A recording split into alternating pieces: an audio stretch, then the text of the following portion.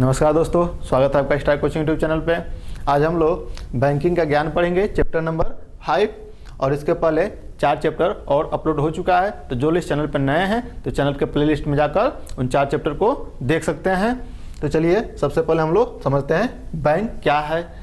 तो जब व्यक्ति के पास आवश्यकता से अधिक मुद्रा होता है या धन होता है तो वह उसे बैंक में जमा करता है और आवश्यकता पड़ने पर बैंक उसे दे देता है।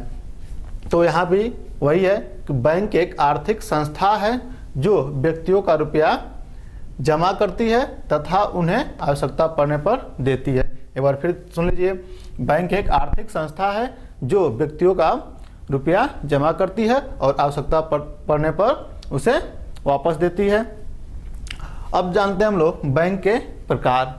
तो बैंक निम्न प्रकार के होते हैं, जैसे या लिख सकते हैं हम लोग बैंक निम्नलिखित प्रकार के होते हैं, जिसमें पहला हम लोग देखते हैं भारतीय रिजर्व बैंक। तो भारतीय रिजर्व बैंक में भी कुछ हम लोग और जान लेते हैं। तो भारतीय रिजर्व बैंक भारत का केंद्रीय बैंक है। भारतीय रिजर्व बैंक भारत का केंद्रीय बैंक है। यह भारत के सभी बैंकों का संचालन करता है। यह भारत के सभी बैंकों का संचालन करता है। इसकी स्थापना सन 1935 में हुई। तो भारतीय रिजर्व बैंक की स्थापना 1935 में हुई और यह भारतीय रिजर्व बैंक जो है भारत का केंद्रीय बैंक है और सभी बैंकों का संचालक है। और दूसरा हम लोग देखते हैं व्यापारिक या वाणिज्यिक बैंक। व्यापारिक या वाणिज्यिक बैंक। तो यहाँ देखिए वाणिज्यिक बैंक बैंकिंग प्रणाली का, वाणिज्यिक बैंक जो है बैंकिंग प्रणाली का महत्वपूर्ण अंग है। यह बैंक लाभ कमाने के उद्देश्य से कार्य करते हैं तथा इनका देश के आर्थिक विकास में महत्वपूर्ण योगदान होता है। तो जो व्यापारिक बैंक है वह जो है लाभ कमाने के उद्देश्य से कार्य करते हैं और देश का आर्थिक विकास में महत्वपूर्ण योगदान निभाता है, यह योगदान इसका होता है। तो चलिए अब हम लोग तीसरा देखते हैं। तीसरा है राष्ट्रीय कृषि एवं ग्रामीण विकास बैंक। तो राष्ट्रीय कृषि एवं ग्रामीण विकास बैंक, अब इसके अंतर्गत क्या होता है इसको जान लेते हैं। राष्ट्रीय कृषि एवं ग्रामीण विकास बैंक देश में, यहाँ तक देखिए इसी बैंक का नाम है राष्ट्रीय कृषि एवं ग्रामीण विकास बैंक। तो यहाँ तक तो यह बैंक हो गया राष्ट्रीय कृषि एवं ग्रामीण विकास बैंक। देश में कृषि, लघु उद्योग, कुटीर उद्योग हो सकता है, यहाँ पे हस्तशिल्प एवं ग्रामीण विकास हेतु वित्त उपलब्ध कराने वाली सर्वोच्च संस्था है। इसकी स्थापना 1982 में हुई थी। देखिए यहाँ पर लिखने का मतलब हमारा यही है कि आप इसे वीडियो को पॉज करके इसका नोट बनाएं, इसे लिखकर याद रखें। चौथा है राष्ट्रीयकृत वाणिज्यिक एवं सहकारी बैंक। इसके अंतर्गत क्या आता है, उद्यमिता विकास में, उद्यमिता विकास में राष्ट्रीयकृत वाणिज्यिक एवं सहकारी बैंक महत्वपूर्ण भूमिका निभाते हैं। तो जो बैंक है राष्ट्रीयकृत वाणिज्यिक एवं सहकारी बैंक जो है उद्यमिता विकास में महत्वपूर्ण भूमिका निभाते हैं और ये बैंक भारतीय रिजर्व बैंक के अंतर्गत संचालित होते हैं। अब हम लोग बैंकों के प्रकार पढ़ लिए हैं। अब बैंकों के कार्य भी जान लेते हैं कि बैंक के क्या क्या कार्य होता है। अब बैंक के कार्य हम लोग समझते हैं। तो बैंक के क्या क्या कार्य हैं। तो बैंक के तो बहुत सारे कार्य होते हैं, इसमें से कुछ हम लोग जान लेते हैं। तो पहला है धन जमा करने तथा उधार लेन देन के लिए। जैसे मान लीजिए जो हम लोग धन जमा करते हैं तो उसे जमा करता है और उधार लेन देन भी बैंक ही करता है। दूसरा जो है धन को सुरक्षित रखना और उस पर ब्याज देना। तो जो भी हम धन जमा करते हैं तो वह उसको सुरक्षित रखता है और उस पर हमें ब्याज देता है। और तीसरा जो है व्यापारियों को व्यापार प्रारंभ करने के लिए कर्ज देना। यानी जो लोग भी कोई व्यापार या कारोबार शुरू करते हैं तो बैंक से कर्ज लेने के लिए जाते हैं तो बैंक उन्हें कर्ज देता है। ये भी बैंक के कार्य के अंतर्गत आएगा। अब हम लोग देखते हैं बैंक में खाता खोलना। इस पर हम ज़्यादा चर्चा नहीं करेंगे क्योंकि ये तो आप सबको पता होगा बैंक में खाता कैसे खोलते हैं। और बैंक में खाता खोलने के लिए हम किसी एक बैंक को सेलेक्ट करते हैं और उस बैंक में जाने के बाद उस बैंक से फॉर्म लेते हैं और वो बिल्कुल मुफ्त होता है और उसमें जो भी कुछ पूछा होता है उसको भर के जमा करते हैं। तो वहाँ से खाता खुलता है और वह हमें एक पासबुक देता है एक छोटा सा बुक देता है, उसे पासबुक कहते हैं। तो उस पासबुक पे जो भी हम लोग लेन देन करते हैं उस पर छपता है। इतना याद रखिए, जब पैसा हम लोग जमा करते हैं तो उसे क्रेडिट कहते हैं, और जब निकालते हैं तो उसे डेबिट कहते हैं। अब हम लोग खातों का प्रकार जान लेते हैं। खाता कितने प्रकार का होता है। खातों के प्रकार देखते हैं तो खातों के निम्नलिखित प्रकार होते हैं। पहला जो है बचत खाता। बचत खाता निजी लेन देन के काम आता है। इसमें एक महीने में अधिकतम 5 ट्रांजैक्शन किए जा सकते हैं।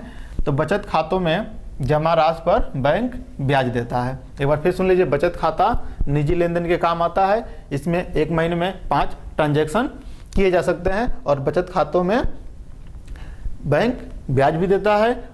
और इसमें इस बचत खाते में एक निश्चित राशि रखने का शर्त होता है।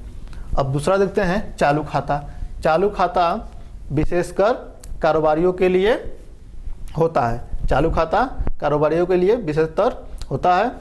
इसमें एक दिन में कितने भी ट्रांजैक्शन किए जा सकते हैं। एक दिन में आप जितने चाहें उतने ट्रांजैक्शन कर सकते हैं। इसमें ब्याज नहीं मिलता है और इसमें एक निश्चित मतलब कोई भी राशि रखने का कोई शर्त नहीं होता है। अब तीसरा हम लोग देखते हैं आवर्ती जमा खाता। आवर्ती जमा खाता क्या होता है, इसको जानते हैं। आवर्ती जमा खाता जो है बैंक का एक विशेष प्रकार है। इस खाते में पूर्ण धनराशि प्रतिमाह जमा करते हैं। यह राशि 100 अथवा 500 के गुणांक के रूप में होता है। जैसे क्या होता है, कुछ लोग हर महीने कुछ पैसा जमा करते हैं, 100 या 200 या 500। 100 या 500 का गुणांक का मतलब कि इसका मल्टीपल होना चाहिए। 100 या 200, 300 या फिर 500, 1000, 1500 ऐसे प्रतिमाह जमा किए जाते हैं। तो वह आवर्ती जमा खाता है जिसमें बैंक का एक विशेषकर प्रकार है। इस खाते में पूर्ण धनराशि प्रतिमाह जमा करते हैं। यह राशि 100 अथवा 500 के गुणांक के रूप में होती है। चलिए अब चौथा भी देखते हैं। चौथा है सावधि या मियादी जमा खाता। इसके अंतर्गत क्या होता है उसको जान लेते हैं। यह एक ऐसा खाता है जिसमें खाता धारक एक निश्चित धनराशि निश्चित समय के लिए जमा करता है। तो आप लोग जानते ही हैं इसमें कि कुछ पैसा होता है जो फिक्स किया जाता है 10 वर्ष के लिए या 8 वर्ष के लिए या 5 वर्ष के लिए। जैसे दूना के लिए 8 या 10 वर्ष से अधिक के लिए उसमें फिक्स किया जाता है। तो वह मियादी जमा खाता या सावधि खाता के अंतर्गत आएगा। और पांचवा है अवयस्क का खाता। अवयस्क का खाता, इसमें क्या होता है, सरकार अवयस्क यानी 18 वर्ष से कम आयु वाले व्यक्ति को भी खाता खोलने का अधिकार प्रदान करती है। अवयस्क की आयु 12 वर्ष से अधिक होनी चाहिए। 12 वर्ष से अधिक और वह 18 वर्ष से कम है तो वह अपने अभिभावक के साथ जाकर या स्वयं जाकर बैंक में खाता खोल सकता है। अब हम लोग बैंक से धन निकालने की विधियाँ जान लेते हैं। तो बैंक से धन निकालने की कितनी विधि है, तो बैंक से धन निकालने की निम्नलिखित 2 विधि है। पहला जो है निकासी या आहरण फार्म द्वारा और दूसरा जो है चेक द्वारा। तो अब ये निकासी फार्म क्या है इसको जान लेते हैं। तो बैंक में हम लोग जाते हैं तो वहाँ एक फार्म मिलता है, उसको भर के हम लोग पैसा निकालते हैं तो उसे निकासी फार्म कहते हैं। और एक जो होता है चेक के द्वारा निकालते हैं, या कोई व्यक्ति हमें चेक देता है या हम किसी को चेक देते हैं तो उसके द्वारा जो पैसा निकाले जाते हैं तो वह चेक के अंतर्गत आएगा। अब जानते हैं चेक के प्रकार। तो चेक के जो प्रकार हैं तो चेक के निम्नलिखित 3 प्रकार हैं।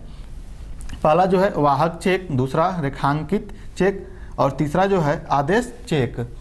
तो पहला हम लोग समझते हैं वाहक चेक या बेरर चेक भी इसे कहते हैं। तो वाहक चेक वह चेक है जिसे खाताधारक का कोई भी प्रतिनिधि बैंक में जाकर रुपए को जमा या भुगतान कर सकता है। फिर एक बार सुन लीजिए, वाहक चेक वह चेक है जिसमें खाताधारक का कोई भी प्रतिनिधि बैंक में जाकर रुपए जमा कर सकता है। और दूसरा हम समझते हैं रेखांकित चेक। रेखांकित चेक किसी विशेष व्यक्ति या संस्था के नाम से लिखा जाता है और ऊपर बाईं ओर 2 समानांतर लाइनें खींच दी जाती है। अब हम लोग तीसरा समझते हैं। तीसरा आदेश चेक।